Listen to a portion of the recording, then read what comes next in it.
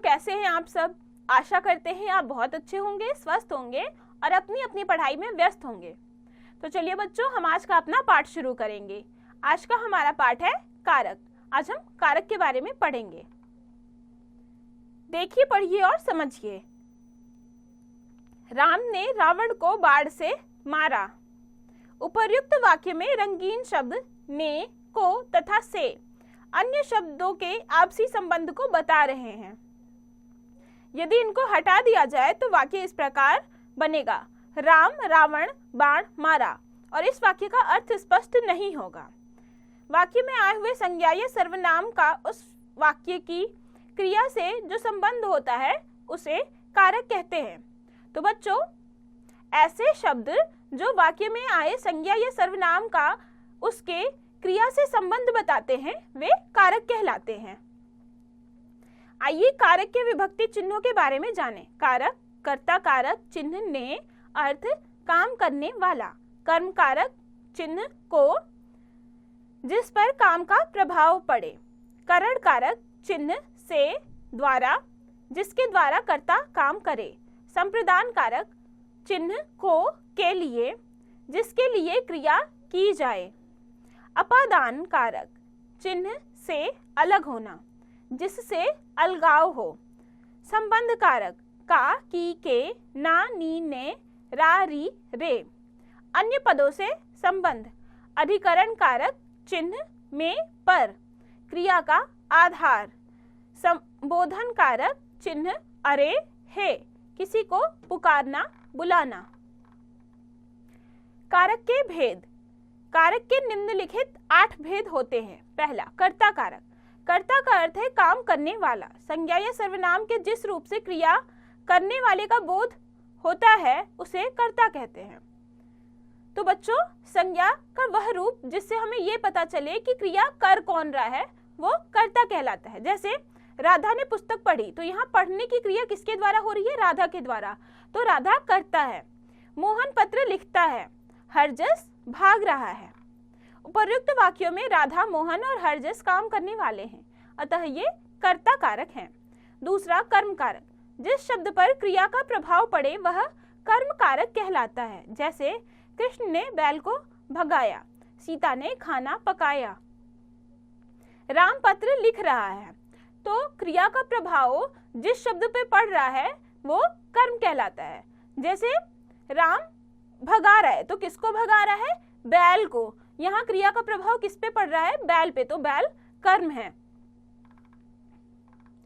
उपर्युक्त वाक्यों में बैल, खाना और पत्र पर क्रिया का प्रभाव पड़ रहा है, अतः ये कर्म कारक है। तीसरा, करण कारक। कर्ता जिस साधन से कार्य करता है उसे करण कारक कहते हैं। जैसे राधा चाकू से सब्जी काट रही है। मोहन रेल से दिल्ली गया। सिया ने रंगों से चित्र बनाया।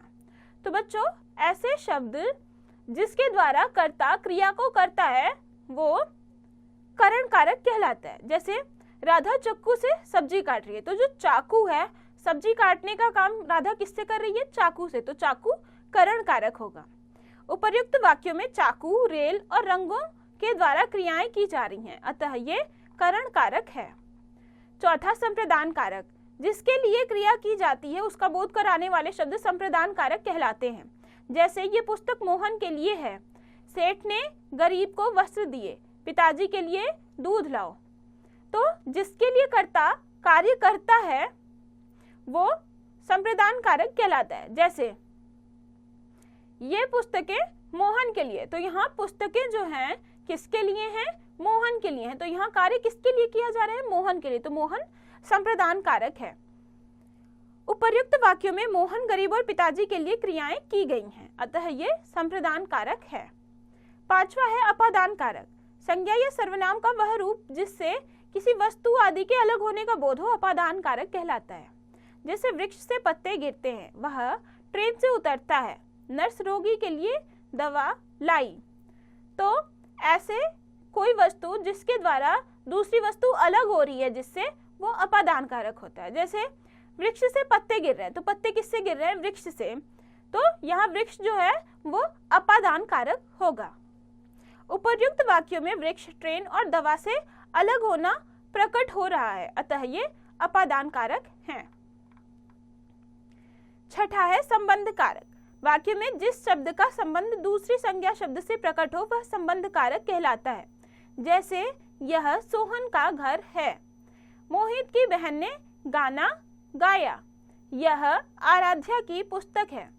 तो संज्ञा का संबंध अन्य शब्दों के साथ जिस शब्द से प्रकट होता है वो संबंध कारक कहलाता है। जैसे यह सोहन का घर है, तो सोहन और घर का संबंध किससे पता चल रहा है? का से, तो यहाँ का संबंध कारक है। उपर्युक्त वाक्यों में सोहन का संबंध घर से, मोहित का संबंध बहन से और आराध्या का संबंध पुस्तक से प्रकट हुआ है, अतः सोहन, मोहित और आराध्या संबंध कारक हैं। सातवां अधिकरण कारक।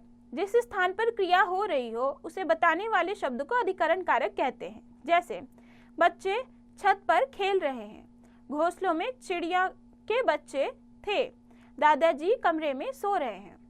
तो ऐसा स्थान जहाँ पर कोई कार्य हो रहा है तो वो जो स्थान होता है वो अधिकरण कारक कहलाता है। जैसे बच्चे छत पर खेल रहे हैं, तो ये खेलने का कार्य कहाँ पे हो रहा है?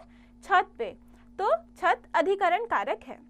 उपर्युक्त वाक्यों में छत, घोंसले और कमरे शब्द के द्वारा क्रिया के होने के स्थान का बोध होता है, अतः ये अधिकरण कारक है। आठवां संबोधन कारक। संज्ञा अथवा सर्वनाम के जिस रूप से किसी को पुकारने का बोध हो उसे संबोधन कारक कहते हैं। जैसे अरे मोहन मेरी बात सुनो, शीला इधर आओ, हे प्रभु कृपा करो।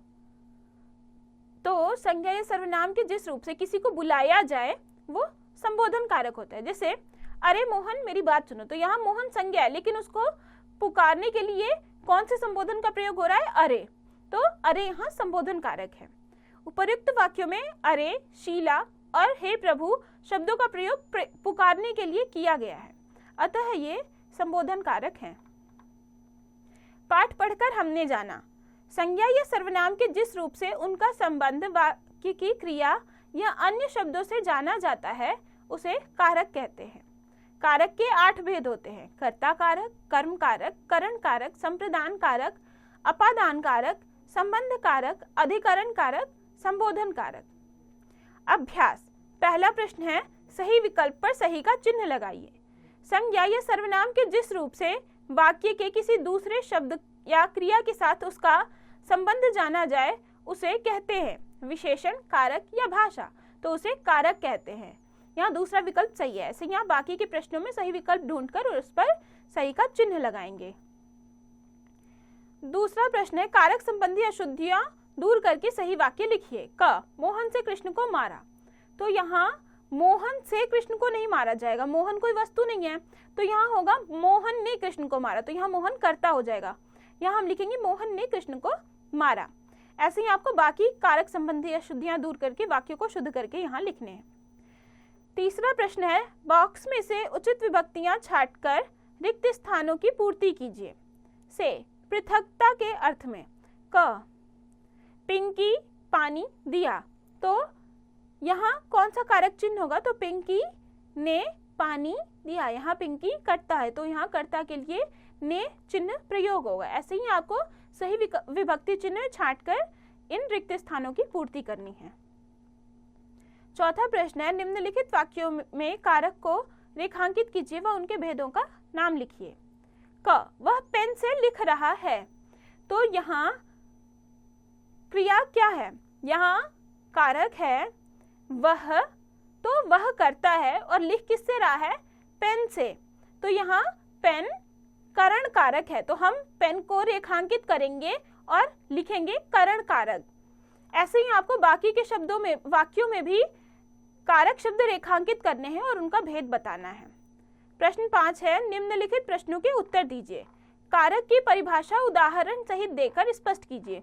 तो हमने कारक की परिभाषा पढ़ी, वो हमें बताना है। तो कारक की परिभाषा है, संज्ञा या सर्वनाम के जिस रूप से उसका संबंध वाक्य की क्रिया या अन्य शब्दों से जाना जाता है उसे कारक कहते हैं। जैसे राम ने रावण को मारा, तो राम ने मारा रावण को, तो यहाँ संज्ञा या सर्वनाम का अन्य शब्दों या अन्य क्रिया के साथ संबंध प्रकट हो रहा है तो वो कारक है। यह भी जानिए, विभक्ति चिन्ह पढ़कर कारक के नाम के आगे सही या गलत का चिन्ह लगाइए। में संबंध कारक, तो संबंध कारक का चिन्ह में नहीं होता है तो यहाँ पे हम गलत का चिन्ह लगाएंगे। ऐसे ही आपको विभक्ति चिन्ह देखने हैं और जो कारक के नाम दिए गए हैं वो उनके विभक्ति चिन्ह है या नहीं, इस अनुसार आपको सही या गलत के चिन्ह लगाने हैं। सोच समझकर बताइए, यदि कारक चिन्ह न होते तो आप वाक्य कैसे बनाते?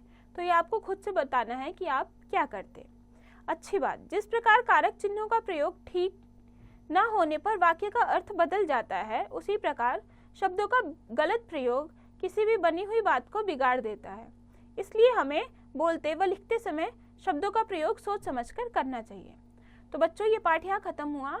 हमने इस पाठ में कारक, कारक के चिन्ह और उसके भेदों के बारे में पढ़ा।